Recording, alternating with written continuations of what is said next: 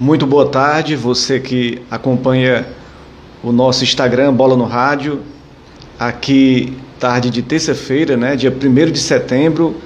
Hoje nós vamos entrevistar a historiadora Fernanda Ribeiro Hag, doutoranda em História Social pela Universidade de São Paulo, mestra em História Social pela Universidade Federal Fluminense, graduada em História pela Universidade Federal do Paraná.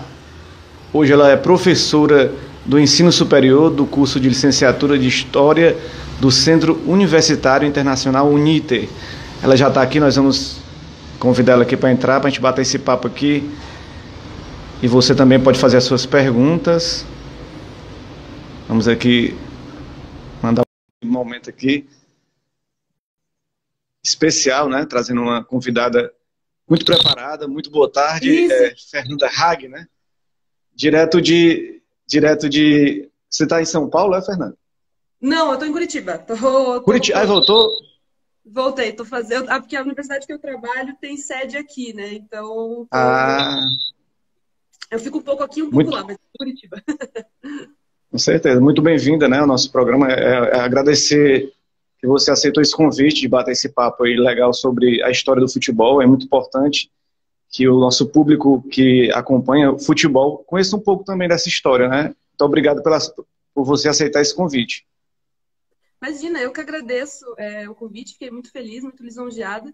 E é o que você falou, né? O futebol é importante a gente conhecer a história dele, porque a gente consegue conhecer um pouquinho mais da sociedade que ele está inserido, né? Eu acho que é sempre importante a gente pensar nessa chave de como o futebol abre uma janela para a gente entender muita coisa que está envolvida na nossa sociedade, o que a gente está vivendo. E futebol tem muita história boa para contar, né? Então é importante que elas tenham visibilidade também.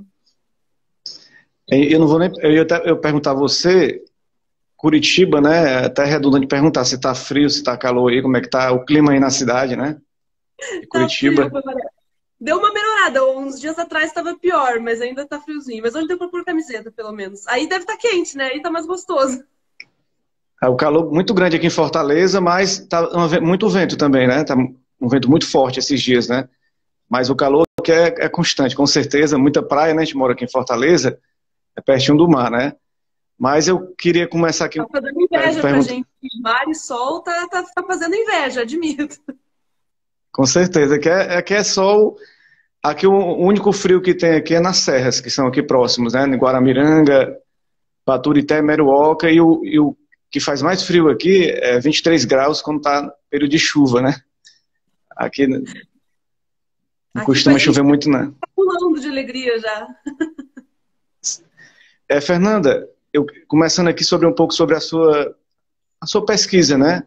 Eu fui atrás do que você escreveu em artigos e publicou nessa sua trajetória, e tem um deles que fala o seguinte, né? Abre aspas, né? Que é o futebol pode não ter sido profissional comigo, mas eu fui com ele, fecha aspas, né? Que é uma perspectiva histórica sobre a tentativa de profissionalismo do futebol de mulheres no Brasil. Aí você foi buscar ali, de 83 a 2018, fez um recorte mais ou menos na história, né? E como é que você vê essa questão das mulheres no futebol, se já teve uma evolução, se já melhorou essa questão no futebol brasileiro e mundial, né, nessa perspectiva histórica e para os dias atuais? Bom, eu acho que assim, né? Bom, o título que você falou é o título da tese, né? Que eu tô desenvolvendo, então tô no meio do doutorado. A pandemia deu uma parada um pouco na pesquisa, né? Porque eu estava na fase de fazer as entrevistas, e aí, enfim, a quarentena não ajudou muito. Mas é interessante que você buscou na questão do nome. O título vem de uma frase de uma entrevista que eu fiz com a Marina Ajo, né? Que ela fala da questão que ela foi profissional com o futebol, mas ela não viu essa reciprocidade. E aí a profissionalização é um tema muito caro para o futebol de mulheres, porque a gente ainda vive nesse limbo, né? Basta pensar que o Brasileirão, né? Vamos pegar o Campeonato Brasileiro, que é o maior, né, nacionalmente. O da Série A1, nem o da A1, todos os times são profissionais, assinam a carteira, porque não é uma obrigatoriedade da CBF, né? A CBF não impõe essa obrigatoriedade para os clubes. Então, eu acho que dá para dizer que é um processo, sabe? Claro, a gente já teve fases muito mais complicadas, mas tem muito para ser feito ainda e tem que ser feito porque assim, é a realidade material daquelas atletas, né, daquelas jogadoras. Elas precisam ter condições de trabalho. A gente está falando de uma coisa básica, né? A gente está falando de carteira de trabalho, de benefícios, de contrato, de salário digno. Né? A gente não está pedindo uma coisa muito fora da realidade. Não, pelo contrário, está pedindo uma coisa muito material, assim. Mas como eu falei, é um processo, né? Já teve muito melhor, mas dá para melhorar muito, mas entender também que não é uma coisa linear, né? Que a gente está progredindo e que está garantido uma progressão lá na frente. Não, né? Porque agora falando um pouco como historiadora, a gente sabe que a história não é progressiva, né? Ela tem avanços, ela tem recuos, então cabe a nós pressionarmos para que as coisas de fato melhorem, pelo contrário, não retrocedam, né? E o futebol de mulheres aqui no Brasil, ele tem um pouco essa característica de ciclos, né? Ele sempre está renascendo, assim, e lembrando que a gente teve um período absurdo de proibição da modalidade, né? Então, isso obviamente impacta todo o desenvolvimento do futebol de mulheres aqui no Brasil. Mas, enfim, estou dando só abrir um pouco de coisas que a gente pode falar ainda.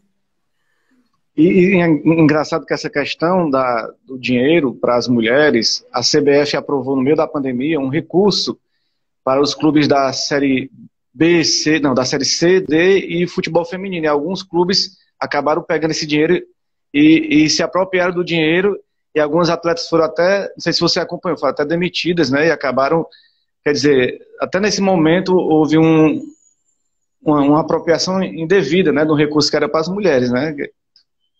Foi absurdo, né, para o futebol de mulheres a CBF destinou para a Série A1 um determinado valor, que era mais, acho que 120 mil, e para os da A2 eu acho que era 50, 60 mil, alguma coisa nesse sentido, não lembro exatamente os valores. Mas exatamente para. E a CBF especificou, né, que esse dinheiro deveria ser para cobrir os salários, para aquelas que têm salário, ou a chamada ajuda de custo.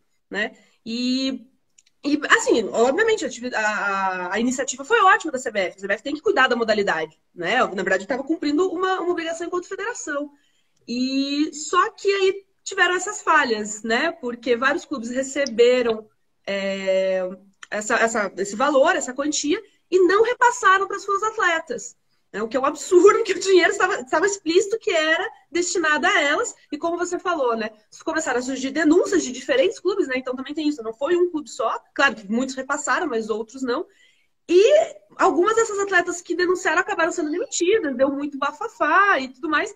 E aí a gente teve para completar, para coroar no finzinho dessa história. Porque daí surgiram as denúncias, a CBF falou, vamos ver com os clubes. Ficou aquela coisa meio deixa, não deixa. E aí passou um tempo, e aí depois a gente teve aquela declaração lamentável, né, do presidente do Vitória, falando, cara, o dinheiro é Vitória, eu faço o que eu quero, né? Eu não preciso repassar isso obrigatoriamente. E aí também isso, além de todo problema que isso envolve, revelou um pouco também da própria falha da CBF também, né? Porque como é que você dá uma quantia, e obviamente, de novo, não estou falando mal da iniciativa, a iniciativa foi necessária, mas como é que você, né, fornece essa verba e você não exige uma contrapartida, ou você não regulamenta como é que isso vai ser destinado diretamente para as atletas? E aí, como você falou, né, num momento de fragilidade, né? De fragilidade para todo mundo, né? Tá todo mundo sem certeza, a economia tá na incerteza, e as atletas mais ainda que já vivem numa situação difícil, né? E mesmo nesse momento de dificuldade ainda tem que passar por esse tipo de situação. É verdade. Eu vou puxar muito um pouquinho de você, porque você produziu muito material, eu acho interessante que o público conheça um pouco. Daqui a pouco a gente volta a essa questão da mulher, né? Que você escreveu algumas coisas interessantes lá no Ludopédio, mas eu queria que você falasse um pouquinho também de outro matéria que você escreveu, que tem a ver com a propaganda, né? Eu vou até falar aqui, né? Nascido para jogar futebol, né? Futebol e identidade nacional na publicidade televisiva brasileira. 1982, 2012. Aí eu queria perguntar para você como é que funciona no Brasil essa questão do futebol e da propaganda, né? A gente vê que o Brasil ultimamente tem crescido muito a questão do fator econômico no futebol, né? A gente vê que a Europa já vem dominando essa questão da economia, de valores estratosféricos, né, para os jogadores, e também de valores de publicidade enormes. Aí o Brasil agora está começando já a ir nesse caminho. Como é que você vê nesse recorte que você fez, falar um pouquinho sobre essa história, né? Claro, é sempre bom, porque essa pesquisa que você falou foi minha pesquisa do mestrado, né? Foi quando eu estava na UF. E é sempre bom a gente revisitar esse tipo de coisa, né? É uma discussão que eu estou reaproximando agora, assim. E como você falou, né? O recorte eu peguei da década de 80 até 2012, então essa última década. E aí, e não à toa, o recorte não é à toa, porque eu trabalho com publicidade de televisão, nas pesquisas, então eu vou analisar aquelas publicidades vinculadas especificamente na televisão e que, de alguma forma, tocam na questão do futebol e da identidade nacional.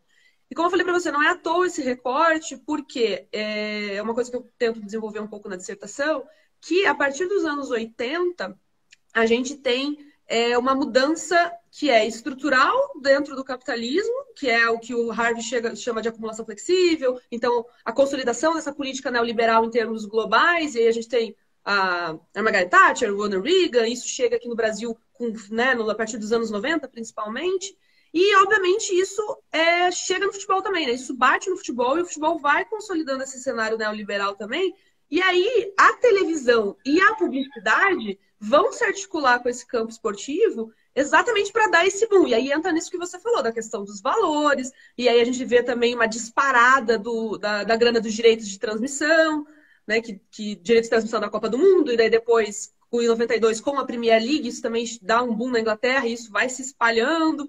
E aí, bom, direitos de transmissão, agora também a gente está num bafafá absurdo atualmente por conta disso, porque a questão da transmissão envolve esses valores enormes. E envolve esses valores enormes porque a publicidade e os patrocinadores que vão fazer esse dinheiro circular nesse meio, né? E aí, você perguntou da questão da publicidade especificamente, para as marcas, para esses patrocinadores, é interessante associarem as suas próprias marcas ao futebol.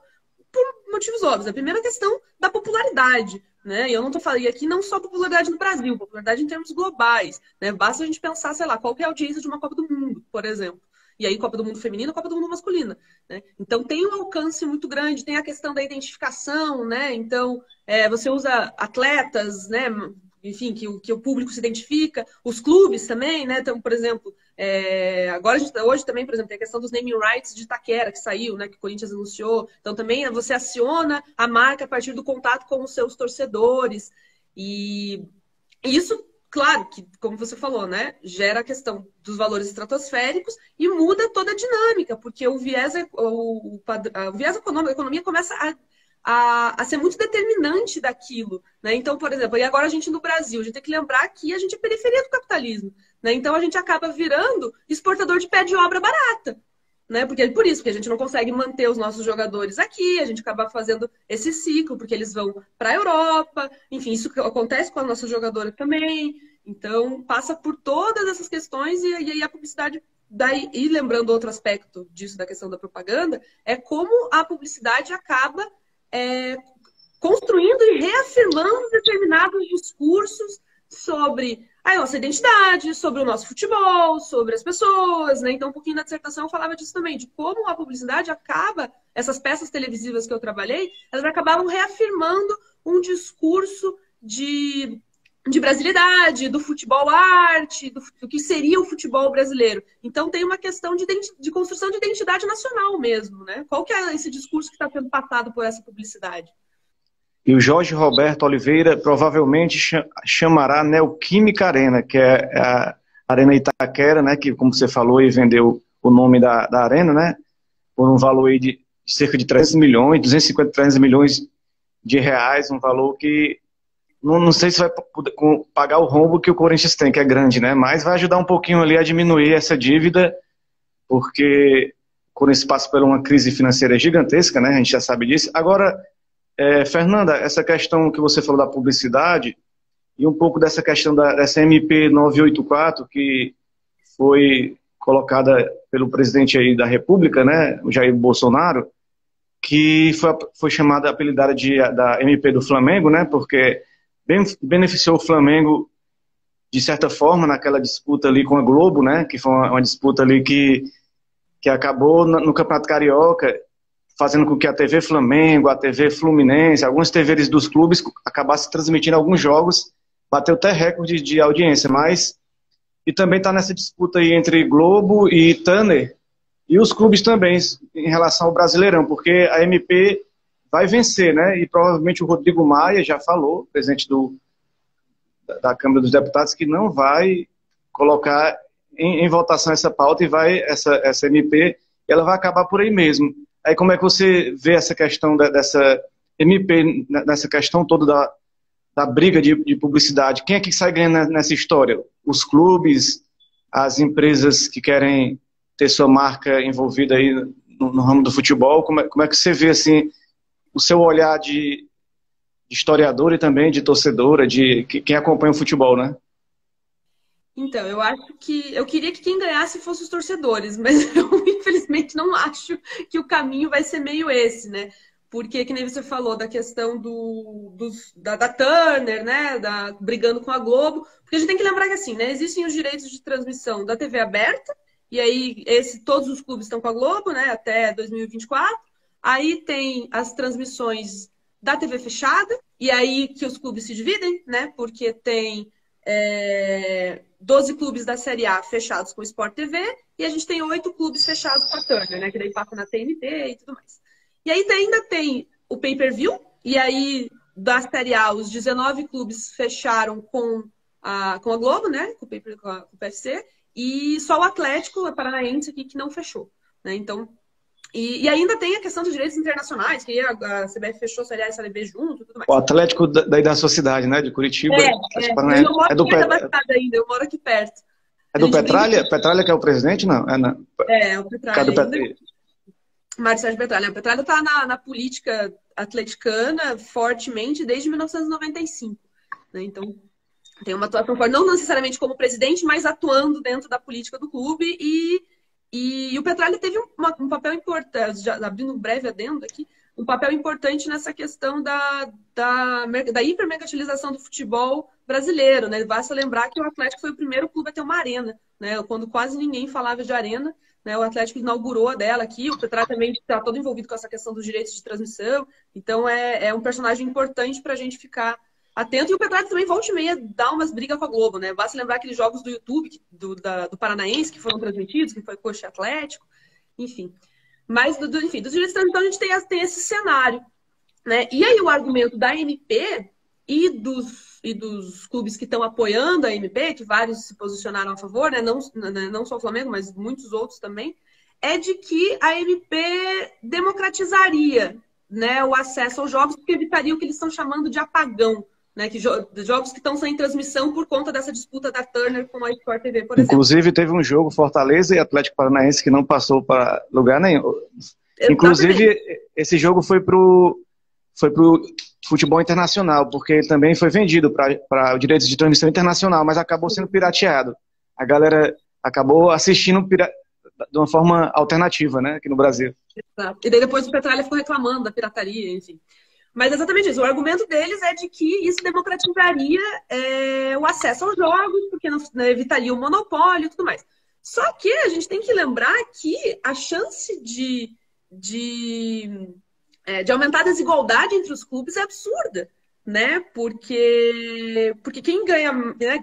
Clubes que já ganham mais, a gente tá falando Flamengo, Corinthians, Palmeiras, São Paulo, né? Obviamente tem a chance de concentrar essas transmissões, concentrar essa grana, e aí você aumenta o abismo da desigualdade entre os clubes. Aí os defensores falam, não, mas aqui os clubes vão precisar negociar em bloco e tudo mais. Ok, mas será que isso vai acontecer? Qual que é a efetividade disso? E aí, a gente, torcedor, que fica meio nesse limbo. Tá, mas será que vai democratizar mesmo? E você falou um exemplo bom, né, do jogo de Fortaleza e Atlético. Que, tipo, não foi passado e aí não foi passado e acabou. E aí o torcedor não teve acesso. Então, eu acho que vale a gente questionar isso, além, obviamente, do que você já falou, que foi uma MP, né, uma medida provisória imposta pelo Poder Executivo, sem discussão, de cima para baixo, e fica para frente. Então... Inclusive, Fernanda, na semana que teve esse jogo Fortaleza e Atlético, o programa que a gente faz no Facebook, eu acabei falando, né? Eu fiz uma crítica que esse jogo não ia passar em lugar nenhum, que a gente tinha que voltar pro radinho de pilha para ouvir no rádio, né? Só que eu não fiz uma crítica ao rádio, que eu amo o rádio, eu adoro o rádio, escuto o rádio desde criança.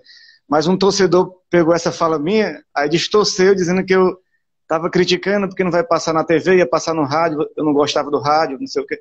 Mas, na verdade, eu fiz uma crítica que a gente não tiraria o direito da gente de ver o jogo, né? Com imagens, né? Mas que o rádio é maravilhoso, porque muitas vezes eu vejo o jogo na TV e tiro o som da TV e ouço pelo rádio. Eu acho mais uma emoção muito maior.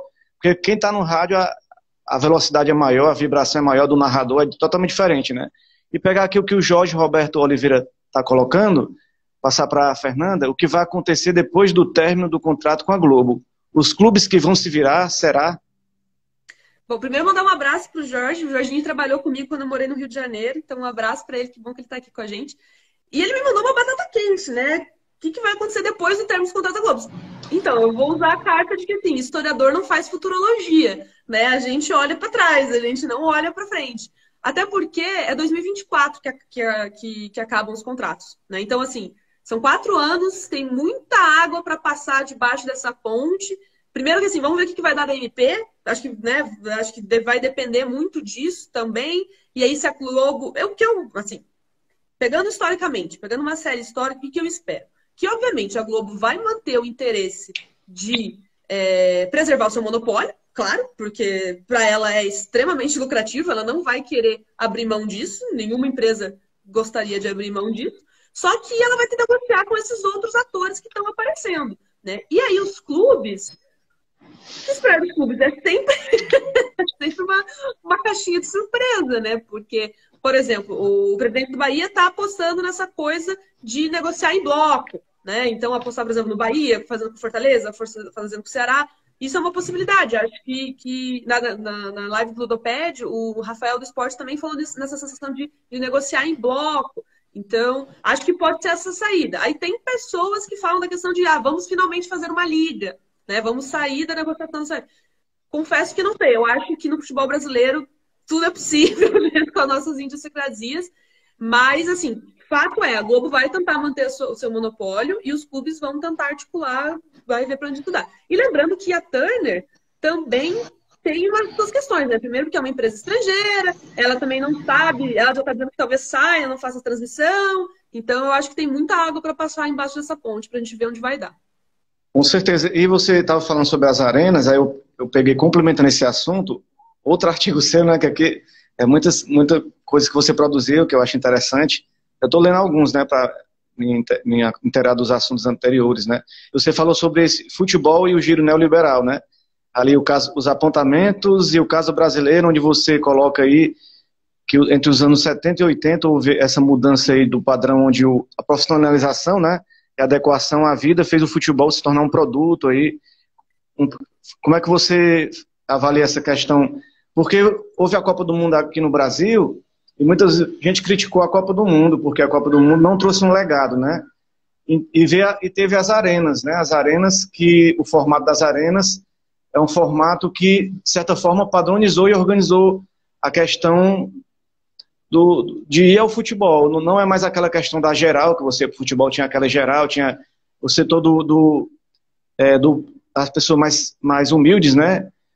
Então, hoje, o futebol se elitizou um pouco com essas arenas, você vê essa questão da elitização do futebol, puxando um pouco do que você falou desse seu artigo, né? Que eu achei interessante, eu acabei lendo algumas coisas, que você aborda tudo que você acabou falando aí, você aborda nesse artigo, né? Eu acho interessante.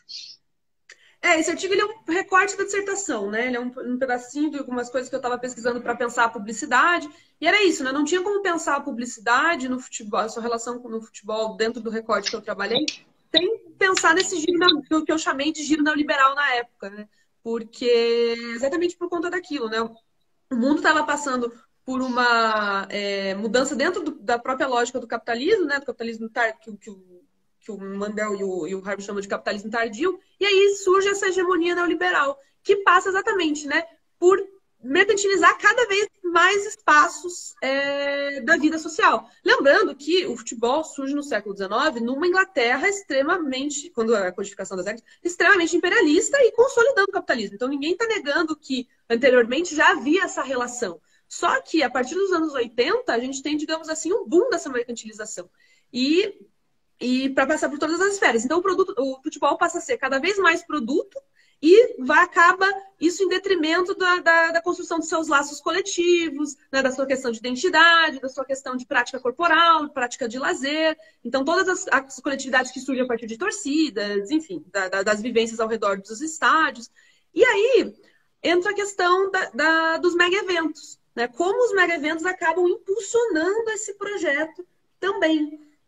E aí, aqui no Brasil, a gente vivencia isso não só com a Copa do Mundo, né? Mas a gente teve os Jogos Pan-Americanos em 2007, aí teve a Copa do Mundo em 2014, a gente teve as Olimpíadas logo depois. Então, todos esses mega-eventos vão impulsionar digamos, esse boom dessa mercantilização dos esportes. E aí, dentro dessa lógica dos mega-eventos, vem a construção das arenas, né? Que é a ideia de modificar todo o ambiente do esporte, do estádio, né? Que ele deixa de ser um estádio, que era aquela coisa mais massificada, amplificada, né, daí talvez a melhor metáfora seja do Maracanã. Né? Eu acho que o Maracanã é um bom estudo de caso para a gente pensar isso. Né? O Maracanã surge na década de 50, né? Extremamente gigante, era o maior estádio do mundo. E aí, ninguém está dizendo que o Maracanã era 100% democrático e tal. Não, dentro do Maracanã existiam as hierarquias. Né? Você tinha a geral, você tinha a arquibancada, você tinha os camarotes, diferentes setores sociais iam no seu respectivo lugar no estádio. Mas cabia todo mundo, né? Isso era importante, né? A geral era um espaço de uma cultura própria, que você podia vivenciar diferentes coisas, enfim. Com as arenas, isso acaba modificando. Por quê? Um aumento do valor dos ingressos, absurdamente, né? E você coloca cadeira em todo o estádio, e aí isso, obviamente, afasta aquele público que, historicamente, compunha as torcidas. Porque essa galera não vai ter grana, né? Enfim, e aí então, o mega evento, a arenização, acaba gerando, impulsionando essa elitização do futebol, que o jogo se torna um espetáculo, né? Ele se torna um evento. E aí, que o jogo é um dos detalhes, né? Tipo, a galera que vai na arena para bater foto, né? Tipo, tá rolando um negócio ali, né? Tem uma galera batendo uma bola ali, mas é uma dos entretenimentos possíveis dentro das arenas. Por exemplo, o Allianz Parque eles chamam de arena multiuso, né? Então, tem show, tem palestra, tem, sei lá, tem um monte de coisa, tem drive-in. E aí, por exemplo, isso faz, por exemplo, que o Palmeiras tenha que jogar no Morumbi porque tá passando a final num drive-in no final do Campeonato Europeu. Então, tipo, cria essas idiosincrasias e contradições. E parelho a isso, o público vai sendo afastado do estádio, né? Aquele público tradicional, porque o ingresso é proibitivo. Né? O ingresso passa a ser proibitivo por uma questão financeira mesmo. Essa questão, você falou do Maracanã, e aqui a gente tem a Arena Castelão, né? Que é o estádio Castelão, é o nosso maior estádio aqui, que já sempre foi uma arena multiuso, assim, você falou nessa questão multiuso, aqui foi o local onde o Papa João Paulo II teve aqui, e foi o maior público da história do Estádio Castelão, foi a presença do Papa João Paulo II. Não foi o futebol. O segundo foi o futebol, foi Brasil e Uruguai, se eu não me engano, em 1980, com mais de 100 mil pessoas no Castelão. O Brasil ganhou até de 1-0. E aqui também, depois que fez a reforma, teve vários shows também. Aqui teve show do Elton John, Paul McCartney, Paul McCartney ex-Beatle, e os shows que tem do Vila Mix, que é Wesley Safadão, aquele Jorge Mateus, são no estacionamento da Arena Castelão, né? Então, realmente, o que você falou, ele vira realmente um espaço de vários eventos, que não só o futebol, e acaba, às vezes, atrapalhando também o futebol, né? Eu queria dar continuidade aqui um pouco sobre outro material seu, porque quando você aborda história do futebol, você acaba falando sobre várias vertentes, feminino, o futebol feminino, essa questão da economia do futebol, da publicidade. Você também vai para aquela área também que você fala também um pouco do racismo, né? Você falou um pouco num trabalho seu que é Racismo em Mário Filho, né? Uma análise da obra do negro no futebol brasileiro a partir da questão racial do futebol. Aí eu tenho uma história, não sei se você fala sobre essa história aí, o Vasco da Gama, né? Que foi um time que foi o primeiro time a utilizar os negros, né, no futebol carioca, que lá o futebol chegou no Brasil de uma forma elitizada, né?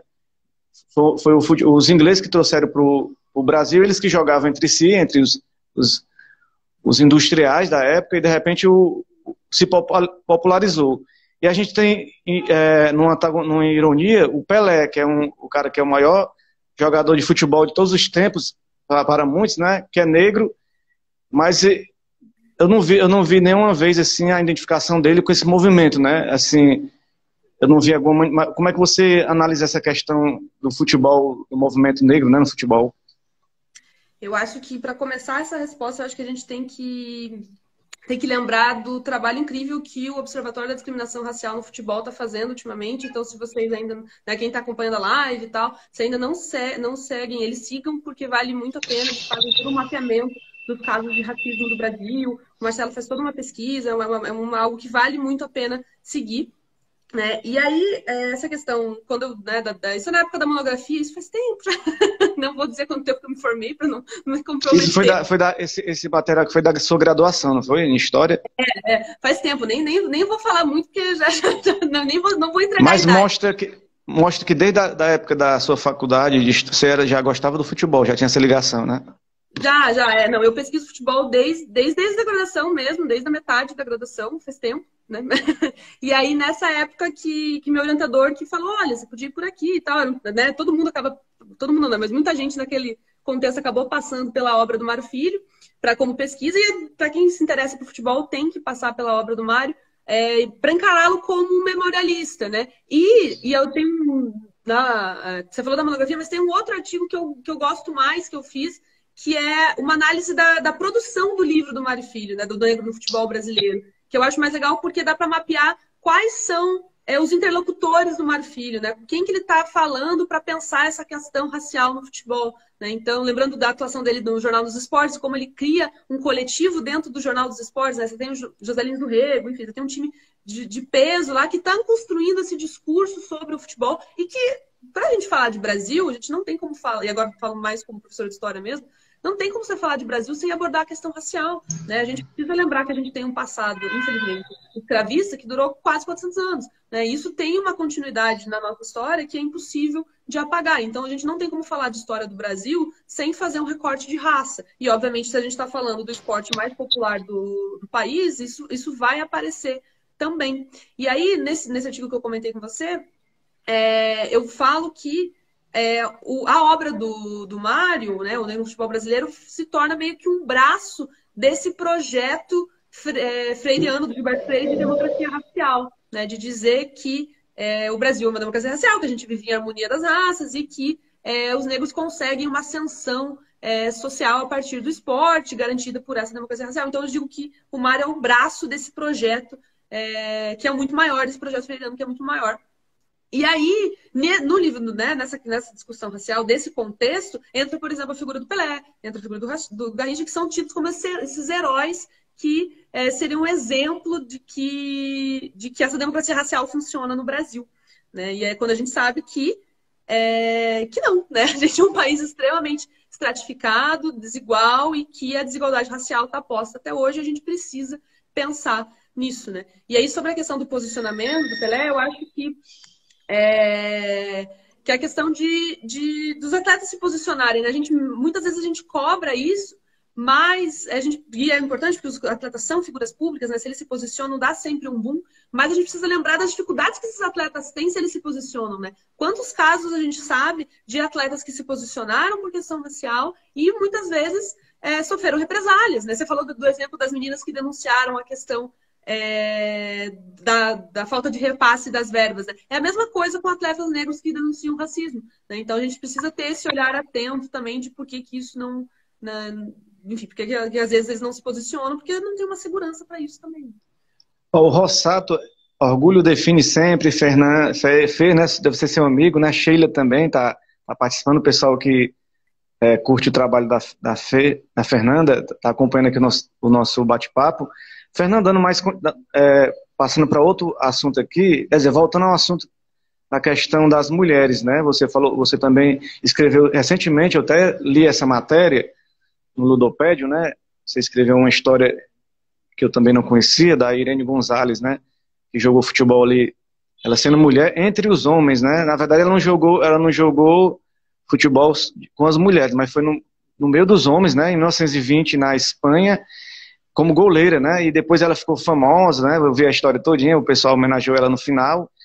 Aí uma pergunta para você, você acha assim que seria possível acontecer isso profissionalmente no futebol? Assim, porque, claro que o pessoal se reúne no final do ano para ter aquela pelada, junta a Marta, junta o Neymar, junta aquela brincadeira, mas eu digo, profissionalmente seria viável o futebol assim, dessa forma? É possível? Ou aquilo ali foi só uma forma de ela tentar mostrar que a mulher também teria que ter espaço no futebol?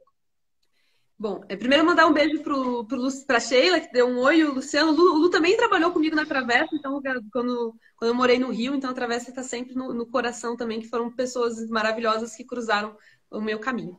Da questão da Irene e dessa questão do futebol feminino, futebol masculino, futebol misto, bom, primeiro lembrar que esse texto da Irene, eu pensar na chave de visibilidades e sombras, né?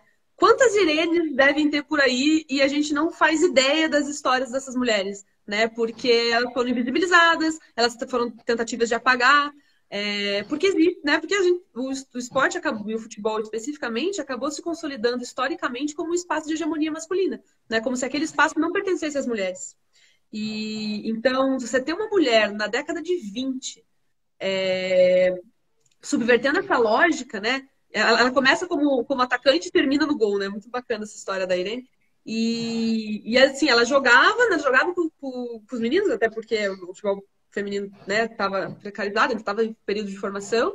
E aí depois ela funda um time com o nome dela, era capitã desse time, e o time começa a fazer circular por aí. Então, além de tudo, entra num período de discussão entre amadorismo e profissionalismo. Era um time que recebia verba e ela dividia entre todos os atletas. Então, é interessante a gente pensar nisso também, como né, uma coisa peculiar para aquele contexto. E é isso, né? Ela estava jogando no meio de homens, né? Uma mulher jogando no meio de homens. Nesse sentido de alijamento de mulheres das práticas esportivas, a gente tem, por exemplo, aqui no Brasil, a proibição, né, de mulheres jogarem bola, que vai de 1941 a 1979. Então, você tem 40 anos de proibição que, obviamente, afeta o desenvolvimento da modalidade. Não tem como você comparar, você parar de jogar por 40 anos e achar que vai ficar igual. Não que não tivesse mulheres que jogassem nessa época. Tiveram porque as mulheres continuaram resistindo. Mas não existia uma coisa organizada e elas eram perseguidas por jogar bola, né? Então também tem isso. E isso, obviamente, vai criar uma disparidade nesse desenvolvimento da modalidade. Então não tem como a gente comparar, né? Hoje, profissionalmente, se a gente fizesse uma coisa mista, eu acho que seria muito complicado porque há essa disparidade. Agora, e os jogos são diferentes, né? Os jogos historicamente, o padrão de jogo, estou dizendo, né? O padrão de jogo se constitui historicamente de diferentes formas, né?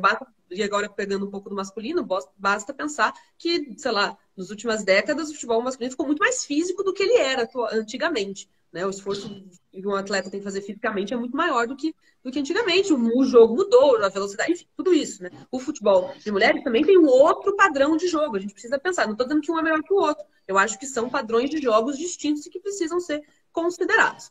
Agora, se é possível mulheres e homens jogarem juntos em algum momento da história, eu acredito que sim. Porque, assim, não é... Porque daí o argumento é que vem do biológico, né? Ah, mas o corpo de homens e mulheres é diferente, elas são mais fracas e blá, blá, blá, blá, blá, blá. A gente precisa pensar, e aqui emprestando uma reflexão da Silvana Gellner, que estuda futebol de mulheres há muito tempo, que não são os corpos que determinam se você pode ou não praticar determinada modalidade e como praticar determinada modalidade. Então, são os discursos sobre esses corpos que vão determinar isso, né? O que você está construindo discursivamente. E aí, a gente precisa lembrar que discursos envolve questão de poder, né? Quem que constrói esse discurso, com qual interesse, qual lugar na sociedade que esses grupos ocupam. Então, eu acho que pensando nesse sentido, se a gente pensar teoricamente, eu acho que sim. Até porque é uma segregação do esporte, né? Você está segregando uma coisa. Se a gente falasse, por exemplo, vamos segregar numa questão a partir de um viés racial. Agora a gente tem o esporte de brancos, a gente tem o esporte de negros. Vamos segregar a partir de orientação sexual. Então, existe o futebol hétero, existe o futebol bissexual, ou vamos segregar a partir de um recorte geográfico.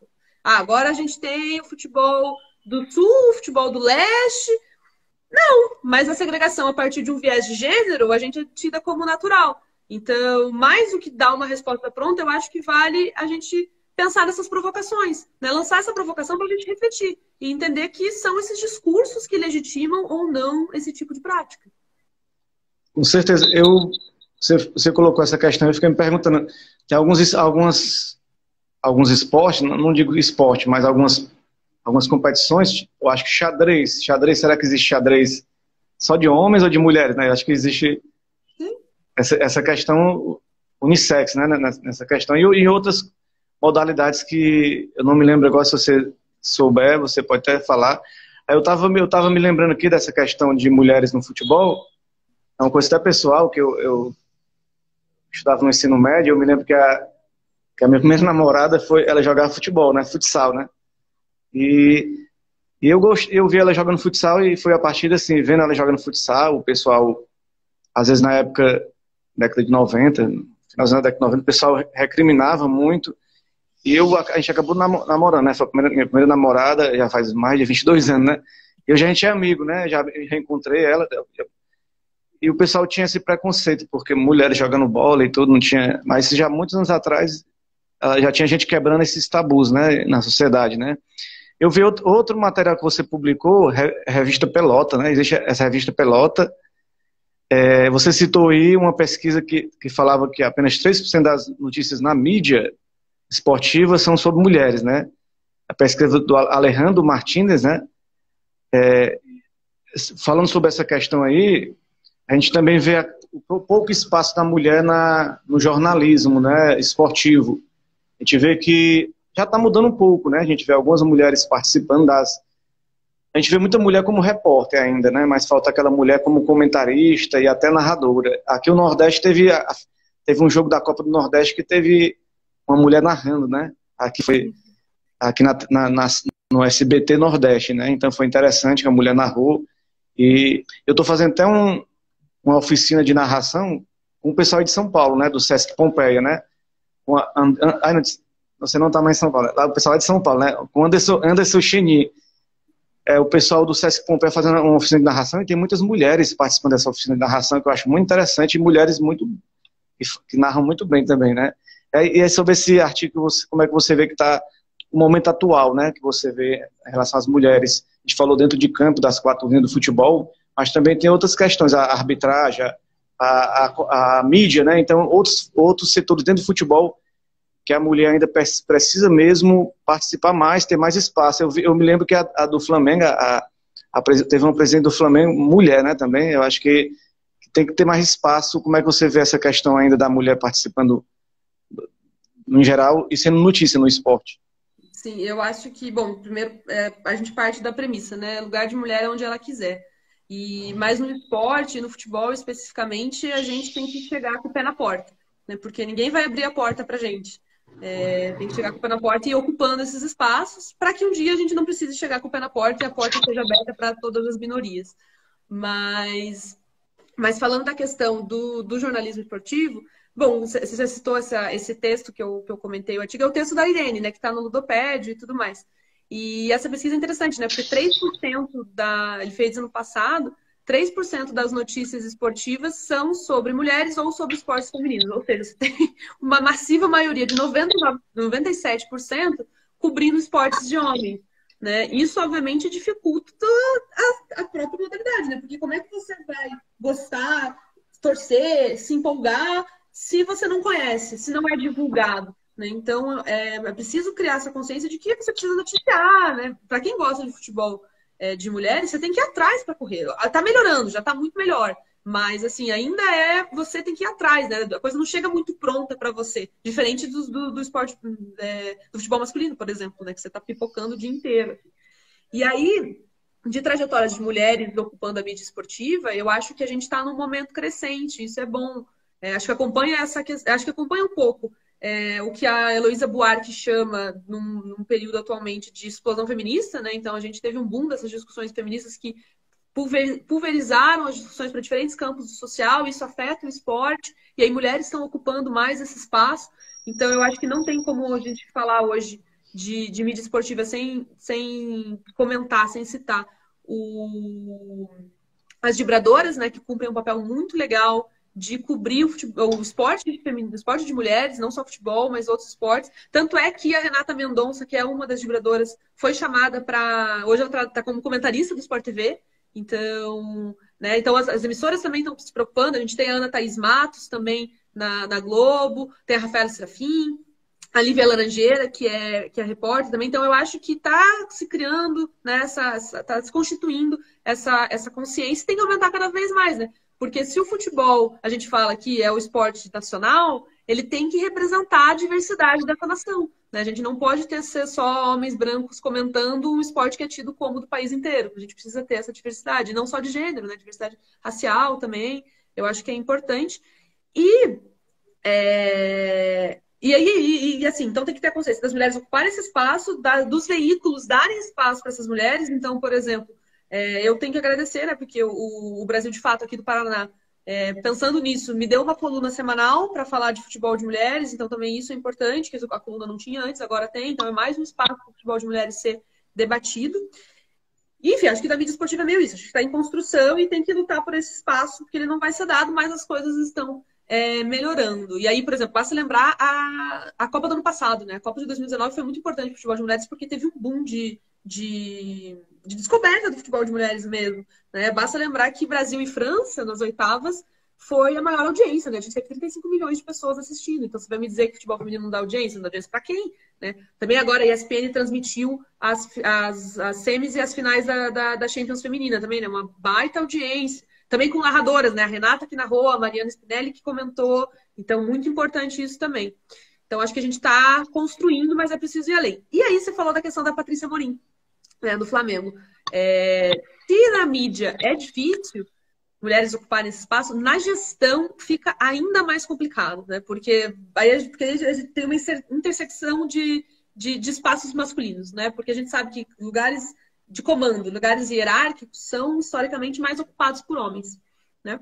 E o futebol também tem isso, né? Também já é um esporte masculino. Então, calcule gestão no futebol. Você tem um número de mulheres cada vez menor, né? No Ludopédia a gente entrevistou a Luana Moreno, que é gerente de futebol do esporte. Ela relata um pouco disso, né? De como ela é uma dentre poucas, né? Porque ainda precisa ser mais ocupada. E aí eu acho que isso passa um pouco pela democratização dos clubes, das federações, que precisam dar espaço para essas mulheres. Outra mulher que, quando a gente fala de gestão, e não dá para deixar de falar, é do trabalho da Aline Pellegrino na Federação Paulista. Né? O que ela faz para a modalidade na Federação Paulista é um troço incrível. Né? A modalidade desenvolveu muito por conta disso. E, por outro lado, a gente lembra um pouco do descaso da CBF, né? Porque faz uns 2, 3 meses que o Marco Aurélio pediu demissão para tentar na chapa de São Paulo, né? Para tentar ser dirigente de São Paulo, presidente de São Paulo. E aí a CBF está sem alguém para dirigir a parte do futebol feminino, né? Da seleção feminina. E aí, como é que é isso? Quando você deveria ter, na verdade, um departamento feminino bem estruturado, composto por mulheres, o cargo está vago há alguns meses. Então, a gente mostra essas dificuldades de mulheres na gestão. Mas, como eu falei, a gente precisa chegar com o pé na porta, porque as pessoas não vão abrir a porta pra gente. Tem muito essa questão do preconceito de dizer que mulher não entende futebol, mas às vezes eu percebo que algumas mulheres não se interessam por futebol, mas não por causa, às vezes nem dela, é porque, como tem isso que você falou, tem pouca notícia relacionada à mulher, então como é que vai incentivar as mulheres a se interessar pelo futebol, né? Mas que as mulheres que acabam se interessando pelo futebol, que eu vejo, entendem muito bem de futebol, como você e tantas outras que eu vejo falando muito bem sobre futebol. Basta participar, né? E tem aqui uma pergunta do Peroquelas, ocupando espaço dentro e fora de campo, um salve para as mulheres que ocupam a pesquisa em futebol, como a Fernanda e Mariana Mandelli, que tem ocupado brilhantemente esse lugar. Aí o Peroquilas dando aí um parabéns para vocês, mulheres, né, todas participando, né? Na nossa equipe do nosso programa a gente também tem uma mulher, a Ingrid Nascimento, que é de São Paulo, né? Que inclusive ela colocou aí nos nossos stories, ela vai entrevistar segunda-feira, vai ter uma entrevista com ela, um jornalista também de São Paulo, que escreveu um livro sobre Chapecó, né? Sobre a cidade de Chapecó e sobre o chapecoense. Segunda-feira a gente vai ter essa live, duas mulheres, né? Uma entrevistando a outra, duas jornalistas, né? Eu queria que você falasse um pouquinho, Fernando, sobre o Ludopédio, né? Que é esse portal acadêmico de futebol que você participa, é o maior portal da América Latina, né? Eu queria que você falasse um pouco aí de como é, de o que é esse portal Ludopédio, né? Porque muita gente acompanha o futebol, o dia a dia do futebol, dos seus clubes, mas às vezes não percebe que tem um mecanismo desse contando a história da pesquisa sobre o futebol, e você faz parte, já que você faz parte, eu queria que você falasse um pouquinho sobre esse projeto, né? Claro, bom, como você falou, né? Eu estudo futebol desde a graduação, né? Então faz tempo já. E o Ludopédio é um espaço importantíssimo para quem pesquisa futebol, não só na história, mas nas ciências humanas, em outras áreas também, porque é exatamente esse espaço, um portal, um site de divulgação científica, né? Então, eles têm um acervo muito grande de pesquisas, de teses, dissertações, artigos, artigos científicos, artigos de divulgação mesmo, sobre o futebol. Então, eu lembro, a Lorena, que comentou ali das mulheres no futebol, ela falou da pesquisa da Mariana Mandelli, né, que a gente entrevistou no Por Outro Futebol, lá do Ludopédio. A Mariana, inclusive, estuda a questão da arenização, é uma pesquisa incrível. E a Mariana falou uma coisa muito certa na nossa live, assim, que, tipo, se você pesquisa futebol, né, enquanto pesquisador, e você não passou pelo Ludo, você está fazendo alguma coisa errada. Volta lá, porque o acervo é incrível, né? Então, é exatamente isso. Tem essa preocupação de divulgação científica, né? Eu fui chamada recentemente, né, que o João Malai me convidou para fazer parte do Por Outro Futebol, mas, então, entrei no time um pouco recentemente, mas eu acompanho o Ludo há anos, porque é exatamente isso. Porque eu pesquiso futebol há anos e não tem como passar pela pesquisa de futebol sem passar pelo Ludopédio, porque o trabalho que é feito é muito gratificante, é muita coisa, tem muita coisa, assim, tipo, se você quer pesquisar futebol, vai lá, porque a biblioteca tem uma infinidade de coisas mesmo, assim. E é isso, essa preocupação com divulgação científica, né, com fazer essa ponte do conhecimento que é construído academicamente com o resto da sociedade, porque isso é fundamental, né, o conhecimento não pode ficar numa torre de marfim, ainda mais sobre futebol, né, que você falou, que é um tema caro à nossa sociedade, de interesse coletivo, né, não tem como. Enfim, acho que é isso. E tem o Bruno Balacó, que eu entrevistei ontem, ele é jornalista, pesquisador aqui de Fortaleza. Ele, inclusive, ele está no RENEM, né, que é um pessoal de pesquisa do Nordeste, que falou também sobre, que está em contato com o pessoal do Ludopédio, vai estar em parceria, vai ter até uma live no canal do Ludopédio com eles esses meses aí pela frente, ele falou para mim, né. E eu queria falar um pouco aqui de você, Fernanda. Você também joga bate uma bolinha, gosta, ou mesmo só faz acompanhar de longe, que é que você gosta de um futebolzinho, então, ou nunca joga? Que eu mais tenho sentido falta nessa pandemia de jogar bola, sem dúvida, assim, sem dúvida. Eu brinco que o futebol de mulheres me salvou, assim, porque jogar bola é uma das coisas que eu mais gosto na vida, e tá difícil na pandemia, viu? Porque são 5 meses sem jogar bola, eu já tô me corroendo por dentro. Eu sou zagueira, né? Porque o talento não é muito proporcional à vontade de jogar, mas eu jogo toda semana, jogo 2 vezes na semana, e a gente tem uma liga amadora aqui em Curitiba, que é a Liga João Saldanha, que é uma liga alternativa, uma liga de esquerda e tudo mais, e aí foi organizado o campeonato, e eu tinha alguns amigos que jogavam num dos times, e eles me chamaram para ser técnica. Daí eu fui técnica um período e tal, e aí eu comecei a falar com o pessoal da liga, com outras mulheres. Eu falei, não, gente, vamos fazer o nosso torneio, vamos fazer um torneio das minas, porque a gente precisa jogar também. E aí, a partir desse coletivo que a gente fez com as meninas e tudo mais, a gente criou a Taça Ludmila Pavlichenko, que é o torneio feminino dentro da João Saldanha, que o nosso time foi campeão no passado. Vamos puxar a brasa pra sardinha um pouquinho. E é isso, eu jogo e sinto bastante falta, assim, bastante falta mesmo. Mas quando você entra em campo, você, como é que se diz? É aquela emoção à flor da pele, né? Você leva muito a sério, leva aquela cobrança do time, né? Porque eu tenho muitos amigos que jogam bola, eu também já joguei também, como você, zagueiro também, não tenho muita habilidade. Até fiz uns golzinhos, né? Mas eu sei que quando eu entro dentro de campo eu me transformo. Aquela vontade, aquela garra. Eu viro igual aquele jogador do Palmeiras. Claro, o pensamento dele político eu não concordo muito, mas aquele zagueiro do Palmeiras, né? Que é o seu time do coração, né? É o seu time do coração, não? Seu time do coração, como é o nome dele? Do zagueiro? Felipe Melo. Dentro de campo ele fica meio louco, né? De estar banado, mas às vezes a gente quando entra em campo, não sei se você é assim, quando entra em campo fica, né, fica agitada, vai pra cima, não sei como é que é o seu jeito, né? Dá aquele friozinho na barriga sempre, né? Todo jogo de campeonato dá o friozinho na barriga. E eu sou competitiva, então não vou dizer que não, porque vou estar mentindo. Mas assim, eu acho que acima de tudo, e aí não da competição, mas jogo toda semana, brincando, né, com as meninas, a gente brinca que, assim, são aqueles 90 minutos mágicos, assim, que todos os problemas da vida desaparecem, porque você tá dentro da quadra, jogando bola, com as suas amigas, curtindo aquele momento, não deixando a pessoa fazer gol, né, porque essa é a minha função, mas é bom, é bom. Mas eu sou competitiva, admito, sim. E falar assim, você torce Palmeiras, você passou um tempo em São Paulo? Não, passou um tempo em São Paulo, né? Eu faço doutorado, né? Então eu Aí vou. você começou a torcer Palmeiras quando estava em São Paulo ou já tinha essa paixão pelo Palmeiras? Não, então, um pouco de assim, né? Eu torço pro Palmeiras desde criança, mas que eu tenho um pouco mais de consciência, eu tinha uns 10, 11 anos, assim, que eu sou uma criança dos anos 90, né? Então, eu nasci nos anos 80, mas eu tive a infância e a adolescência nos anos 90, né? E aquele time do Palmeiras dos anos 90 era uma ignorância, né? E aí, um pouco disso. Quando eu era criança, eu gostava de futebol, mas assim, eu não tive aquela socialização, né? Então, aquela coisa, ai, menina, não vai gostar de futebol, não tem porquê, né? Então, eu nunca fui incentivada. Então, eu comecei a estádio quando já estava um pouco mais velha, nesse sentido. E aí, obviamente, com aquele time dos anos 90, não tinha como não. Parmalat, né? Do Luxemburgo, né? Principalmente da Libertadores de 99, que é a primeira lembrança mais que eu tenho, assim. E aí, mais vívida. Eu lembro dos outros, mas era uma coisa mais difusa, assim. Então, eu começo a torcer nesse final dos anos 90.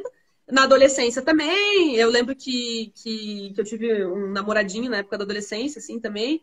E aí, daí ele soltou essa, mas não sei por que você gosta do Palmeiras, não sei por que você é menina, por que você gosta de futebol. E daí, aquele momento foi meio definidor, assim, tipo, eu acho que não, amigo, acho que a gente parou aqui. E é isso, eu sou palmeirense de coração e tal. Eu acho acho não, né? Muito do que eu ter escolhido o doutorado em São Paulo passa muito pelo Palmeiras também, do tipo, poder ver o clube mais de perto, poder ir mais em jogos. Já fui para ano passado, 2018 eu fui na Bombonera ver Palmeiras e Boca. Nanda é flamenguista, Jorge Roberto tá dizendo aqui. Mentira, isso aí é coisa da oposição. O Jorginho tá querendo puxar a brasa pra sardinha, que não existe isso daí. Sobre esse Palmeiras de 99, eu me lembro que ele fez a gente sofrer, que o Ceará, ele veio aqui no Castelão e meteu 5-2 no Ceará, tipo Paulo Nunes, né, se eu não me lembro, Oséias, né, esse timão. Mas também, antes, em 94, o time do Ceará foi para a final da Copa do Brasil e no meio do caminho o Ceará eliminou o Palmeiras, viu? O Ceará eliminou o Palmeiras, se bem que não teve vitória, né, foi 2 empates. Naquela época valia o gol fora de casa, né? E o Ceará empatou 0-0 aqui, né? E lá 1-1. Oi? 94 não deu para reclamar, né? Teve brasileiro, teve paulista naquele ano, também não Pois é, ganhou tudo e o Vozão conseguiu beliscar um pouquinho ali. Guima, já fui em jogo do Palmeiras escondido, na torcida adversária com a Fernanda.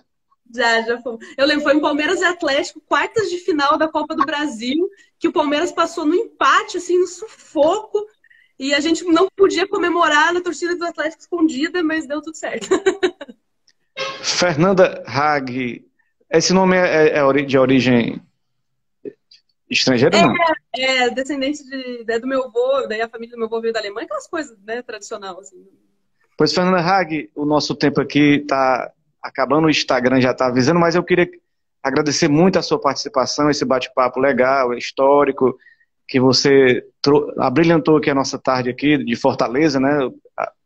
Curitiba para Fortaleza, trazendo essa alegria. Eu agradeço muito que você possa voltar mais vezes para a gente poder bater esse papo em outras oportunidades. Imagina, eu que agradeço o convite, fiquei muito feliz, tomara que o pessoal tenha gostado também, e estamos aí para o que vier, para o que precisar. Pois tá bom, muito obrigado, Fernanda Hag. Esse programa vai estar aqui registrado, quem quiser acompanhar depois. Mandar um abraço para o Luiz Osmar, para o Carlos o Louco, a galera de Fortaleza que está acompanhando, todo mundo que acompanhou esse programa, e a gente fica na expectativa da rodada do final de semana, né? Da semana, quer dizer, Palmeiras em nono lugar vai enfrentar o Inter, está com 15 pontos no Internacional. Em primeiro, o Palmeiras está em sexto com 9 pontos. E tem Clássico Rei também, Ceará e Fortaleza, amanhã, 7 horas, jogão aqui, o clássico da nossa cidade aqui. Vai ser um grande jogo também. E é isso aí, galera. Tchau, tchau, Fernanda. Abraço para todo mundo. Até a próxima. Valeu, galera. Tchau, obrigado. Boa tarde.